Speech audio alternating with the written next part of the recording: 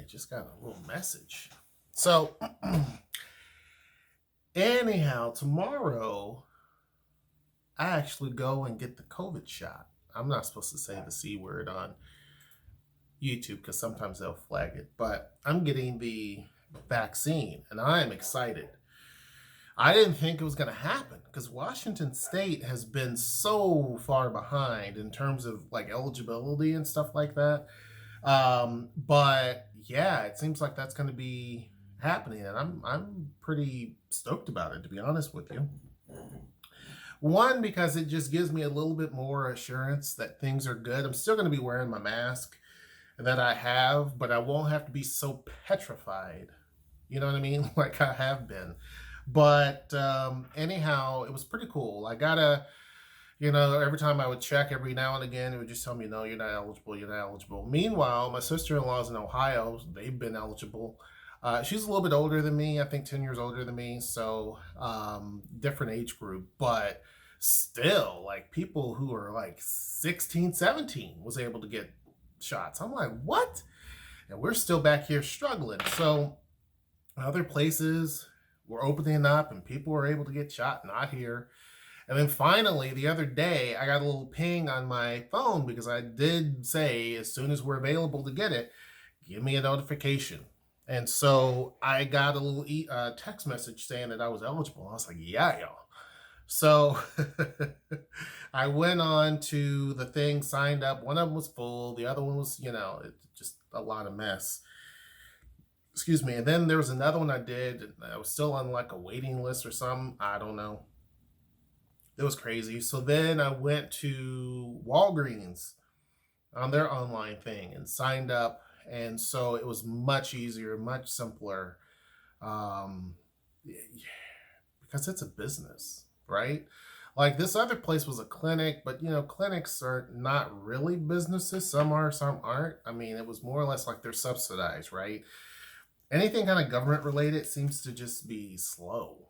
But Walgreens, simple, straightforward. They asked me a few questions. It matched what they were looking for. They then asked for my personal information, put that in there. They gave me a time, and which is going to be tomorrow at 9:30 in the morning, which I'm cool with. I took the earliest slot that I could get. And I'm going to get the one shot. So I won't have to go and get another one or, what if they're out or something. None of that. None of that. So I'm getting the one, and I'm happy about that. So anyhow, that's not really at all what this video is about, right? This video is an Ask Her Shinoe. And so this is an interesting one. A person wanted to, said that I've done a lot of videos on, the big three, I call them Tacoma, Bellevue, and Seattle, right? And their question is, what about Olympia? Now, that's the title. What about Olympia? Hi, Hirsch, you've done the topic on the big three, as you call it, but what about Olympia? I'm looking to look. That was a typo. I'm looking to look at a location that is pretty affordable, and so far, Olympia seems to be it. Tacoma is well out of my price range at this point, and it seems like Olympia is heading in that same direction. What can I do in order to make this happen? I'm still not going to be able to move until the summer, probably June or July. I have everything lined up. I'm just afraid that I'm going to run out of time. My preference is Tacoma, but at this point in time, I'm only going to be approved for about $450,000. They go on to say, it sounds like a lot of money to me, but when you're looking at houses there, it doesn't go very far. I'm trying not to panic, but everything's working in the right direction except for the home. Well, since it's Friday,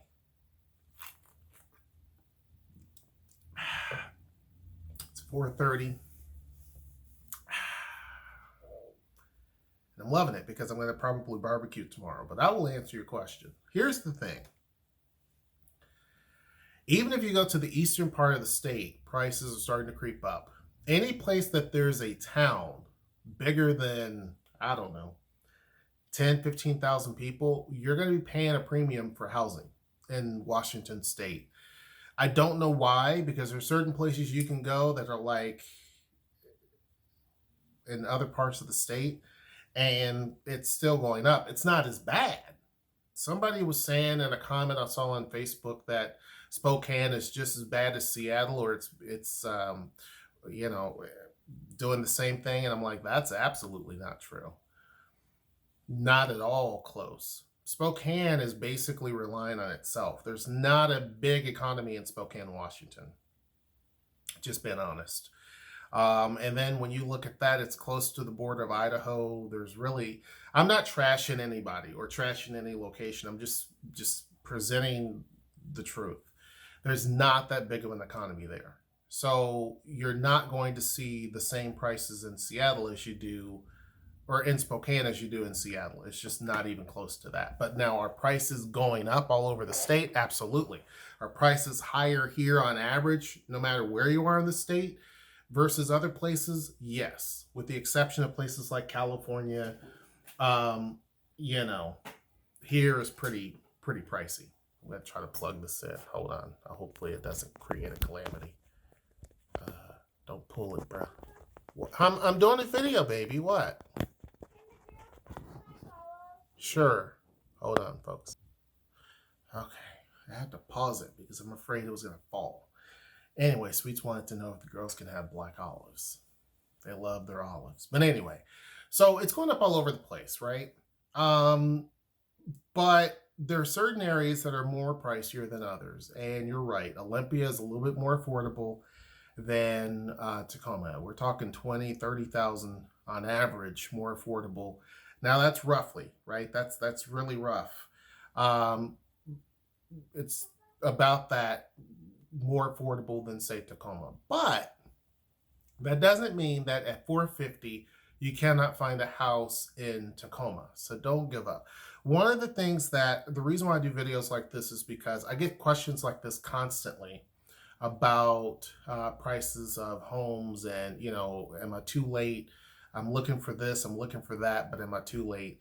And I always tell folks that as long as you have everything lined up, you have to act quickly, because it's not impossible. It's just it's a very tight market. It's a very tight market. There's not a lot of room for error. You cannot be super picky. I'm not saying just choose anything that comes down your way, but if you have champagne taste on a beer budget, you're going to be in a bad set of circumstances, because if you're looking for, crown molding and all of that, and granite this and granite that, we have plenty of that here, but you're going to be paying a hefty penny for it, because that is because they can, right? You can find a house that really has been damaged by water or whatever, really damaged, and you're still going to be paying a big price because land is so expensive. So it's a double whammy. Most places you go, when you look at a home, when they do tax assessment, they basically break down structures and land, and they're separate, right? So when you look at that, typically the land value is so much smaller than the home value or the structures that are listed, because structures typically cost more. When you're in areas like Indiana, for example, you have a whole, or Ohio, you have a lot of land that you can build on. There's no restrictions unless you go into another town or something. They don't. But typically for homes, you can just keep building on to infinity. It doesn't matter. So land prices there are cheap. Then when you count the they have less regulations for homes there than they do here. Everything here has to be checked 5 times. So the price of doing things is cheaper. You don't have as many, in most circumstances, you don't have as many permits that you have to get. Here, there's earthquakes, so things have to be designed differently. Yada, yada, yada. There's a lot of different things. You're also on the West Coast. There's a price tag for that. Right? Property tax is excruciating expensive. here versus anything in the Midwest, even counting Chicago. So prices here are going to be much more, and then construction costs here are by far more expensive than any other place that you're going to find typically in the Midwest. It's just super expensive to build, super, super expensive to build. Even a small structure, if you look at the price, it is a mid-rise here costs as much as a 20-story building sometimes in other places. It's just very expensive here, very expensive.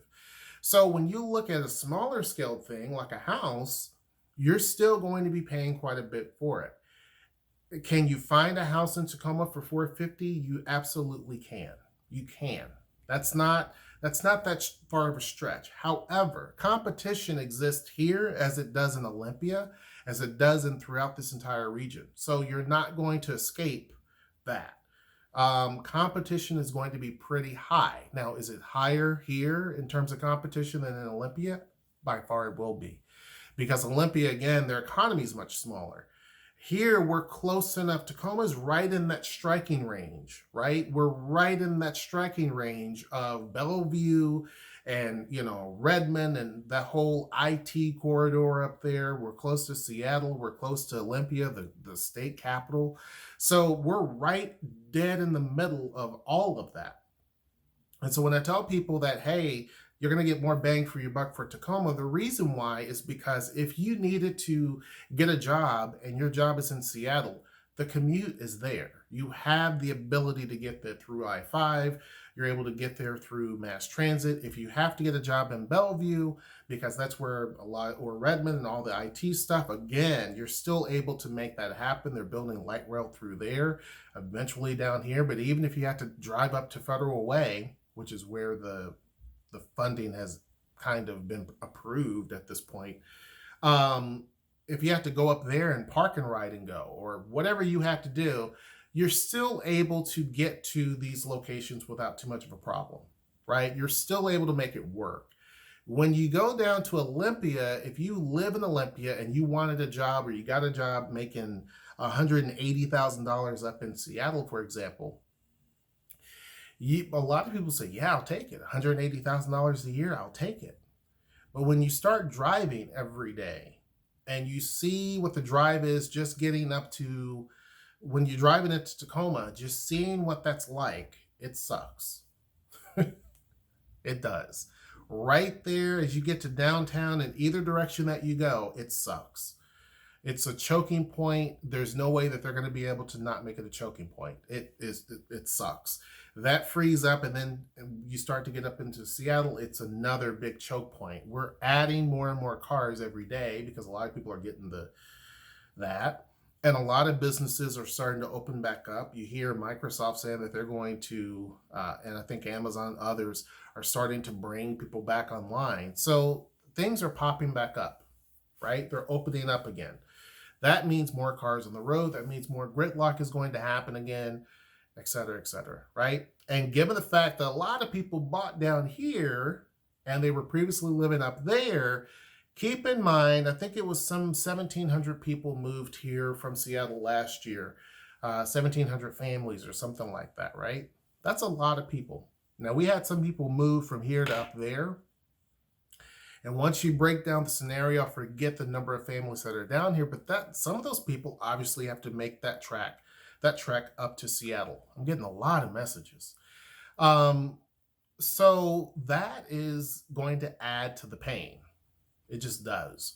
So getting a house in Olympia, I would think twice about it unless you have absolutely, you're dead set on it, or your job is going to be there or something like that. If your job happens to be north of Tacoma, it's going to be a bit of a pain. Keep in mind, from Olympia to Seattle is over 60 miles, right? Olympia to Tacoma is about 30 something miles, 32 miles, something like that. So that has to be something you have to consider. And then when you add in what it would take to get to Bellevue, all of these places are going to be some distance. And even though on a typical, if I was in my hometown, it's 15 miles from my hometown from Smith Grove, Kentucky to Bowling Green, Kentucky, all in the same county. It's 15 miles. Not a big deal, right? But here, 15 miles is a completely different story. You're going to be stuck in traffic. And so when I tell people that you should definitely consider what it's going to look like, because that journey and that trek after a while gets very, very old. That job may pay quite a bit of money, but it gets very, very old very, very quick. And you don't want to end up buying something like a house, which you cannot just up and sell quick here. That's the other thing. You cannot really up and sell quick. One, you're not going to build enough equity into your house to do that. Two, it's hard to find another home when you do. It's just not a good deal. So typically, if you're unsure, get an apartment because those are going to be much more available.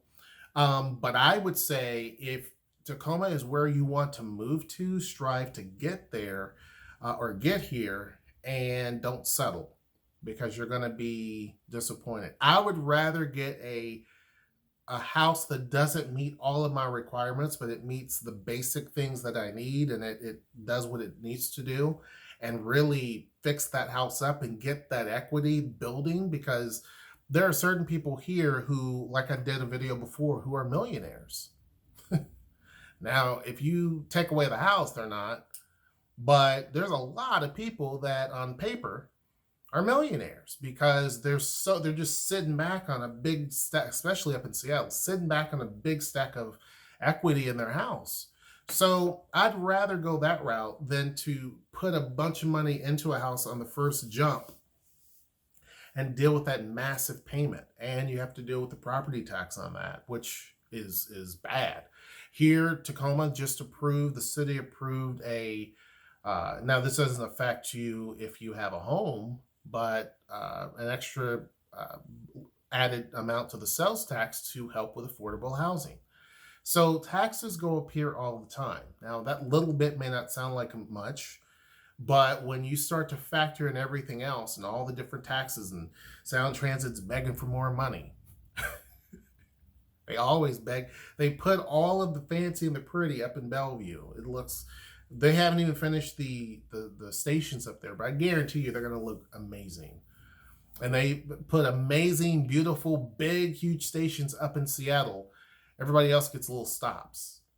You know what I mean? Like even the airport's transit station doesn't look that good. And you would think the airport should look better than any of them. The airport in downtown Seattle should be the prettiest and the best ones. Not the case. You have really amazing stations even at UW in Seattle. They look really, really good.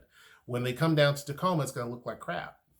I can pretty much guarantee you it's not going to look that good. And that's just kind of the logic behind Sound Transit. That's a tangent, I know. But Sound Transit doesn't make a lot of sense, in my opinion. And they are wasting a lot of money, in my opinion, right? I'm not an engineer. I don't know all the details. But they, to me, and I think a lot of people agree, waste a lot of time. And they put a lot of focus on certain areas and not in others. And that is not an opinion. That's fact. They've done that in South Seattle and other places. But anyway, those are things you have to consider, right? Is that prices will definitely go up on a lot of things. Don't ask for all the bells and whistles and the granite countertops and the Real Housewives of whatever county, right? Because if that's what you're looking for, then you're going to be sadly mistaken. Some people want marble floors and hardwoods and this and that. If that's what you're looking for, you're going to be paying a lot of money. But if you're looking for just a normal person house, which is what most people are, normal people, then $450 you'll be in good company here. But there's a lot of people looking for that price point. So I would do my search now. Do your search now. And to be honest with you, if a house comes up and a realtor says, here's the house that is great, you say, go for it, and you haven't even looked at it. One of the tips is have your realtor do a walkthrough live. Technology is so great. You can do a live walkthrough. Have them do that while you're at home. You don't need to be there to touch it and everything. Just have them go through and do that. If it looks good and it suits you, put an offer in.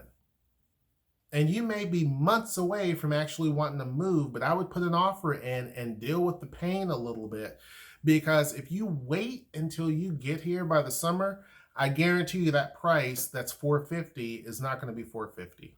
It's going to be, if that's your max, you're going to be priced out.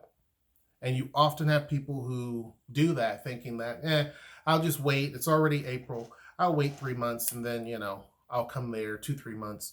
But in that 2 or 3 months, the value is going to go up. This house here, just the start of the year between now, from January up until now, the value has went up like high.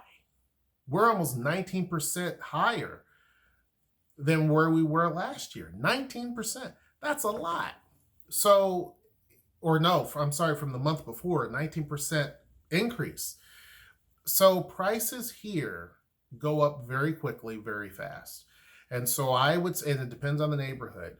It depends on the neighborhood. It depends on a lot of different things, but just overall across the city, even a small 1 bedroom, 1 bath house is going to be very expensive.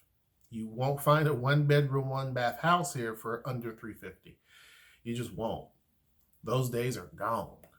We bought at the perfect time. Noelle always tells me thank you, because you really, that one time she listened was perfect, because we bought at the right time. Had we waited, we would have been kicking ourselves. But we purchased at the right time, and I just knew that the prices were going to escalate, and they did. But anyhow, hope I answered your question. Make sure you join the Discord down in the description box below. Make sure you like, share, and subscribe. And until next time, I will see you. Take care.